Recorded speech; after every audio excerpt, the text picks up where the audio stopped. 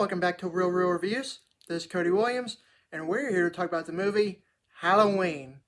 I'm talking about the original 1978 movie, which stars the original Scream Queen, Jamie Lee Curtis.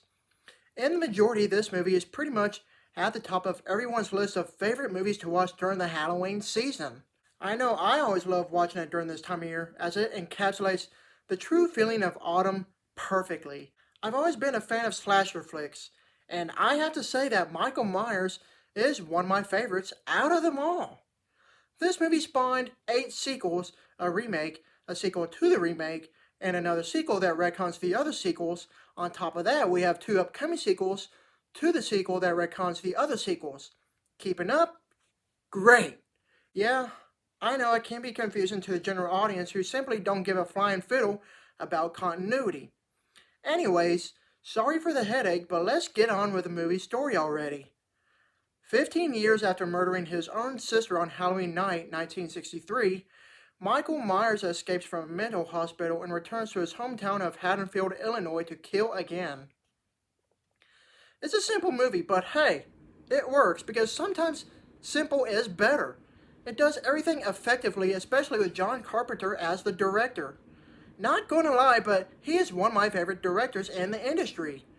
I'm not gonna bore you to death listing all of his amazing work, but you know he's a one-of-a-kind master of horror. He truly has a knack for these kind of movies and has great attention to detail. What I really like about this movie is how blood is shown very little to none. It relies more on implication on rather showing gruesome death scenes. How they accomplish this feature is rather amazing. They use the dark shadows to their advantage to mask any violence in the movie or just simply show the killing off screen, while utilizing great sound mixing to create the sound effects used. It was effectively well done. John Carpenter himself composed the amazing soundtrack that this movie has to offer.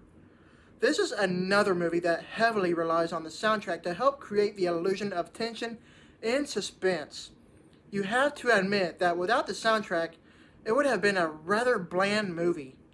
In this case, we were gifted with an iconic soundtrack that almost everyone knows. Without directly watching the movie and only hearing it in the background, you can tell it's John Carpenter's Halloween. I've always enjoyed Jamie Lee Curtis as an actress ever since seeing this movie for the first time. She has shown how capable she is over the years as an actress. I mean, she is the original Scream Queen, and this movie helped put her on the map. She simply plays the role of Laurie Strode tremendously in this movie as if the character was written just for her. She's that good. While being simple and yet effective, this is truly one of the greatest horror movies of all time.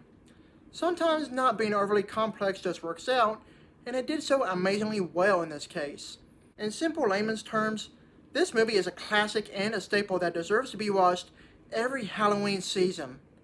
This time of the year is synonymous with this movie. Without having any flaws, this is easily a perfectly made movie. When it comes to horror movies, you cannot get any better than this. I give this movie an A+. Thank you for watching, and don't forget to like and subscribe to my channel. Keep up with my real reviews.